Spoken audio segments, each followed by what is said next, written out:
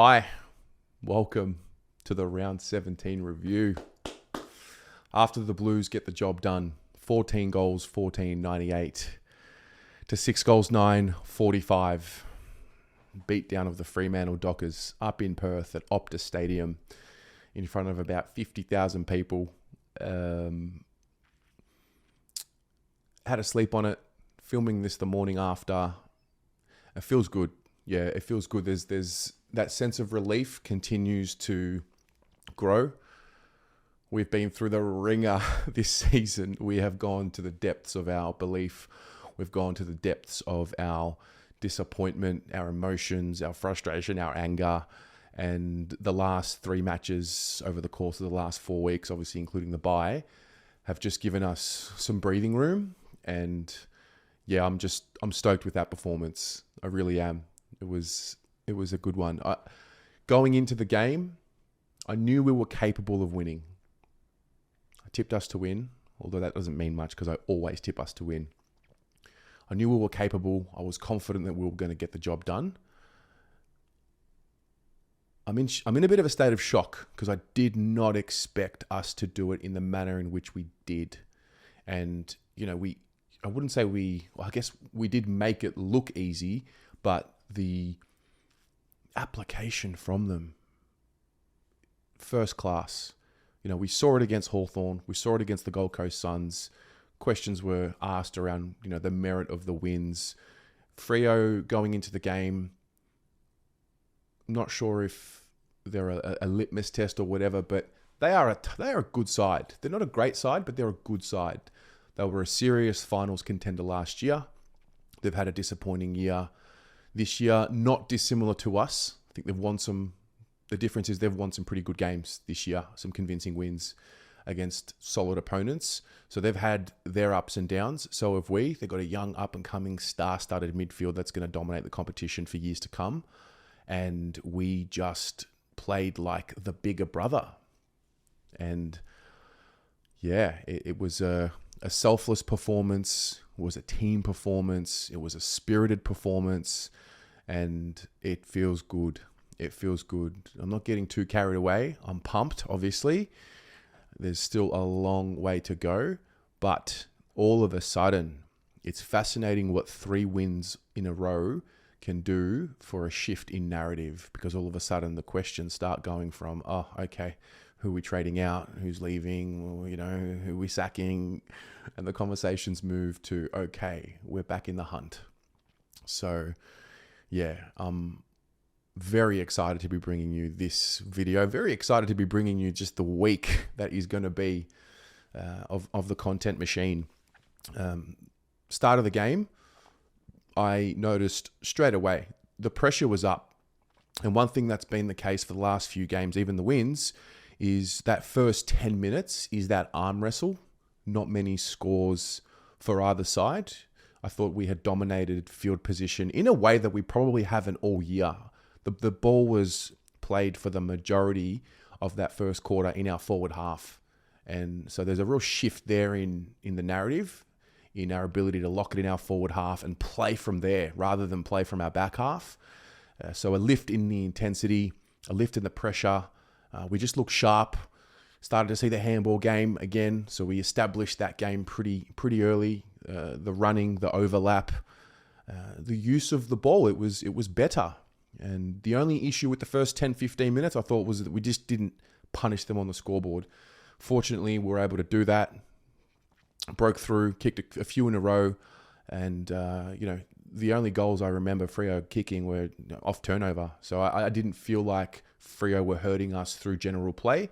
They were just hurting us off the turnover. But nonetheless, we were all over them. At one point, we had 9 or 10 forward half. We forced 9 or 10 forward half turnovers in the first quarter. Goals in transition, things that we have not seen for the majority of the year, were happening. The hit-outs, we knew we were going into the game. We were going to get dominated. At one point, I think quarter time, it was 21-4 hit-outs. We were up at the centre clearances 3-1. 26 tackles in the first quarter, 5 marks inside 50. We had won the inside 50 count 18-9. So good signs, good positive signs early. The second quarter, A few things didn't go our way early, bit clumsy, bit fumbly, but we didn't let it drag on to become 3, 4, 5 in a row. We got back on top. Harry kicks a goal. And then the pressure, it was the theme of the day. Our application to apply the pressure in an intense way, force the turnover and go from there and play in an unpredictable way. You know, we had 41 tackles in the first half. Our ability to be unpredictable was a feature. You know, going forward, we know Harry and Charlie are the focal points of our forward line, but all of a sudden you start to see goals from other players. You start to see other avenues open up.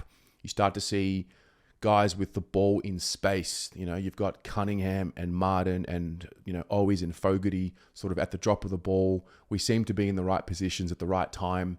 And because we had achieved that reward for effort on the scoreboard, you could see it just continue to galvanize the group and continue to want more. And, you know, the story earlier in the season was around nourishment, and they weren't able to get that nourishment for all their efforts. Whereas in this game, we were able to get our nourishment early, build some more confidence within the game, because there's a game within the game.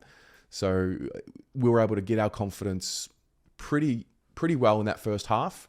And we go into halftime, the dominant side, no doubt about that. I'm not going to lie. We were in such a strong position at halftime, and I was just nervous, anxious. Like I said, I'm not used to this. I'm not used to being in such a dominant position away from home against a good side who play well at home. Freo are a much better side at home. So I was still nervous, and maybe that's a little bit of trauma. Actually, that's absolutely what it is. It's trauma. It's trauma from the past. So the nerves were there. And then I think probably once we got 50 up in the third quarter, which, by the way, that was impressive. I thought the third quarter was the most impressive patch of the game. Once we got to 50 up, I realized, okay, well, I think we've got this in the bag. So I'll learn to deal with that at some point. Hopefully, if they consistently show their ability to put sides away.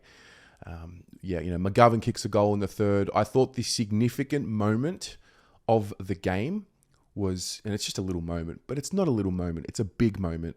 Jack Martin bumps Alex Pearce, puts him on his ass, you know, the captain of their club, and a great defender, Alex Pearce, and a great player. I have a lot of respect for him and the way he plays.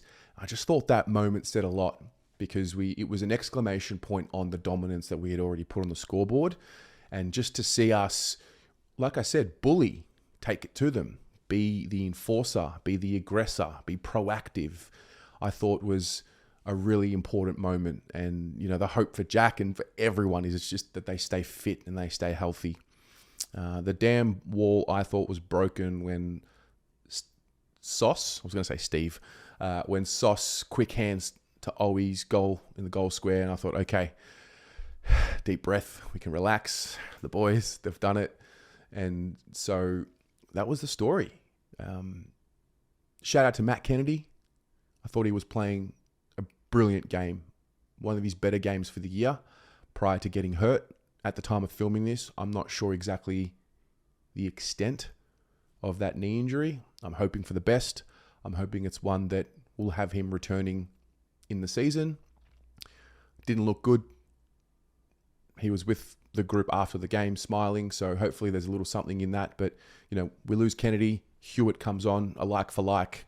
It also goes to show why it's important to have that depth on the list in certain positions, because, you know, you've got Kennedy now that can play that position. He goes out. You got Hewitt that comes in. Maybe even a Paddy Dow is a feature later in the year. But, you know, we'll see. We'll put that to the side for now, and we'll see. But look, overall, just grateful to be watching them find something.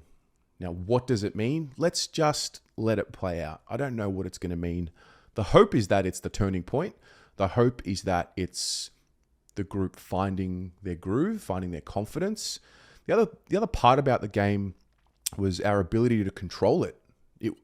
I would say for 4 quarters, the game was played on our terms. Maybe a patch in the third when Freo came at us, or maybe even in the fourth when the game was kind of dead. But I really do believe that was the best performance of the season to date. So we get to round 17 and we see it. So that's what it looks like. And, you know, we've started to set the template of what our best looks like. And I think they'll use that application in footage when they're doing their reviews and moving ahead. And so, yeah, look, a very happy Carlton supporter right now. You know, it's round 17, 2023. There's a little bit of hope. There's a bit of life. There's a bit of spark. Fan cams were awesome. They really were. They were fantastic last night. It's just good to see everyone smiling. And, you know, look, there's a reality to all of this, and that is, you know, that saying, this too shall pass.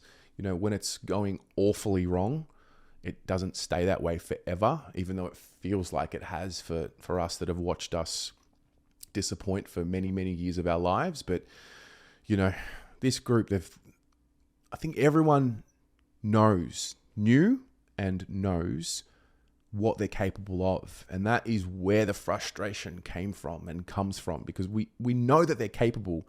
The pieces are all there. And so to see them start to just put it together for 4 quarters, control the tempo of the game, not play so emotionally and so ballistically like they were last year, where we just had to hold on for the rest of the game. There seems to be a better ability to control and not let one goal become 2, 3, 4, 5 from the opposition, and continue to put our scoreboard pressure on.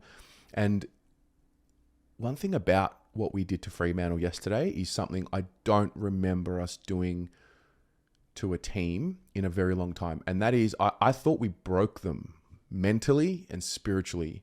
And this isn't to take a pot shot at Freo. The way I watched us play with that aggression, we broke them. And they did not have an answer for us at all, because it was coming from all over the ground. I mean, you look at the back line, Jacob Wiedering, mate. He was fantastic. And then the defense, you know, Nick Newman in his 100th game, I thought he was excellent, especially when the game was hot early. Adam Sard, again, you know, all these pieces. So that's just the defense. And you got role players like Chincotta and Boyd doing their thing. You know, the midfield was obviously very dominant, led by, you know, Chera, Cripps, Walsh, these guys, Kennedy before he got injured, you know. In the forward line, obviously, you know, you got Harry and Charlie, who we know are really good players. Charlie playing in his 100th game. But these additions of, you know, Fogarty, Martin and Cunningham into that forward line, a little bit more experience, a little bit more seniority in the league, it's showing, because they've got smarts. They've got footy smarts, bigger bodies, more seasoned.